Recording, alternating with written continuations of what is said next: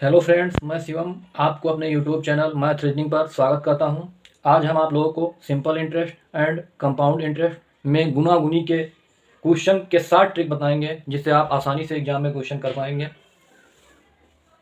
Simple interest, ये question करने के लिए हमें एक बेसिक फार्मूला याद रखना होगा। n1 minus one upon n2 minus one is equal to t1 upon t2। Basic formula है, इसको हम लोगों को याद रखना है। जहाँ पे n1 इज इक्वल टू पहला गुना, यहाँ पे हम इसको इंग्लिश में इसलिए नहीं लिख रहे हैं क्योंकि t1 यहाँ पे जो फर्स्ट टाइम है वो भी और इसमें दिक्कत पड़ने लगेगी, इसके लिए first time. n2 is equal to दूसरा गुना, t2 is equal to second time. ये सिंपल इंटरेस्ट का फार्मूला है। अब हम एक एग्जांपल से इसको समझेंगे। एग्जांपल नंबर फर्स्ट, इफ़ ये amount doubles itself in 5 years, then in how many years the amount will be 7 times itself। यदि राशि 5 वर्षों में अपनी दोगुनी हो जाती है तो बताएं वही राशि कितने वर्षों में अपनी 7 गुनी हो जाए। अब हमें फार्मूला पता है n1 minus one upon n2 minus one is equal to t1 upon t2। अब n1 यहाँ पे क्या दे रखा है, n1 इज इक्वल टू दो गुनी, पहला गुना हमें लिखना है 2। n2 क्या दे रखा है, n2 7 गुना दे रखा है, 7 लिखना है।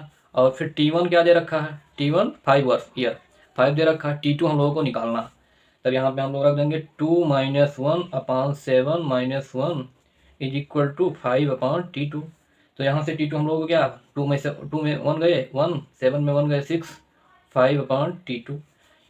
Then t2 is equal to 30 years. 30 years में ये अपने अमाउंट का 7 गुना हो जाएगा, 7 टाइम्स हो जाएगा। क्वेश्चन नंबर शायद नहीं दिखा होगा, फिर से देख लीजिए। Question number first and question number second हम लोग स्टार्ट करेंगे। क्वेश्चन नंबर सेकंड स्टार्ट करने के लिए, इफ़ ये amount double its simple interest in 7 years, then in how many years will that amount be 4 times. यदि एक धनराशि 7 वर्ष में यानी t1 is equal to 7 year सरल ब्याज 2 गुनी हो जाती है। सरल ब्याज सिंपल इंटरेस्ट है, 2 गुनी हो जाती है। पहला गुना n1 इज इक्वल टू 2, तो वही राशि कितने वर्षों में t2 पूछा है, यहाँ पे 4 गुनी होगी। तो यहाँ पे दूसरा गुना n2 इज इक्वल टू 4 हम लोग फार्मूले में पुट कर देंगे। तो n1 minus one upon n2 minus one is equal to t1 upon t2। Then n1 2 minus one upon 4 minus one is equal to 7 upon t2। तो यहाँ से t2 निकल के आ जाएगा 21 ईयर्स। ये आंसर है। 21 ईयर्स में अपने का 4 गुना हो जाएगा, अपने का 4 टाइम्स हो जाएगा। क्वेश्चन नंबर थर्ड हम लोग देखेंगे। यह है कंपाउंड इंटरेस्ट का question. An amount doubles in compound interest in 6 year at the same rate of interest in how much time will that amount be 8 times of itself. कोई धनराशि चक्रवृद्धि ब्याज की दर से 6 वर्ष में दुगनी हो जाती है, उसी ब्याज की दर से वह धनराशि अपनी 8 गुनी कितने समय में होगी। अब 6 ईयर्स में हमको बोल रहा है क्वेश्चन 2 गुना 2 गुने हो जाती है, और फिर हमको ये धनराशि अपने 8 गुनी कितने समय, t2 हम लोगों को निकालना है, कब ये 8 गुना होगा।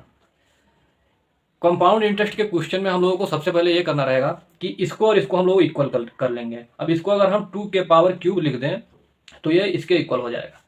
तो ये फार्मूला अगर t2 निकालना है आपको तो t1 इंटू पावर, मतलब इसका पावर। अगर यहाँ पे 8, मतलब क्वेश्चन ऐसे ही बनाएगा कि आप इसको क्यूब कर दो, मतलब इतना बेसिक सा रहेगा कि सेकेंड वाला 8 दे देगा, 16 दे देगा, मतलब इसका स्क्वायर या क्यूब दे देगा आपको पावर में। तो t1 6 दे रखा है, पावर क्या है 3 है, तो 18 ईयर्स। 18 ईयर्स में ये अपने 8 गुने हो जाएगा, 8 टाइम्स अमाउंट का हो जाएगा। क्वेश्चन नंबर 4 देखेंगे। If an amount of annual compound interest double in 5 years, then how much time will it take to same amount by 8 time. वार्षिक चक्रवृद्धि ब्याज की दर से कोई राशि 5 वर्ष में 2 गुनी हो जाती है, तो वही राशि को 8 गुना होने में कितना समय लगे। फिर वही कॉन्सेप्ट, कंपाउंड इंटरेस्ट के कॉन्सेप्ट यही लगेगा।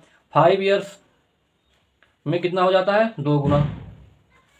t2 कितने टाइम में, ये 8 गुना हो जाएगा। तो 8 गुना, ये 2 गुना है तो इसको हम इक्वल कर लेंगे, 2 के पावर क्यूब लिख दे तो ये 8 गुना के बराबर हो जाए। अब हमें T2 निकालना है तो T1 इंटू पावर, तो T1 क्या है यहाँ पे T1 दे रखा है 5 ईयर और पावर 3 है तो 15 ईयर्स आंसर हो जाएगा T2। ये राज 15 ईयर 5 साल बाद ये 8 गुना हो जाएगी। अगर ट्रिक समझ में आई हो तो चैनल को लाइक, सब्सक्राइब एवं शेयर करें और इसी प्रकार के नए ट्रिक को हम अपडेट करते रहेंगे। Thank you.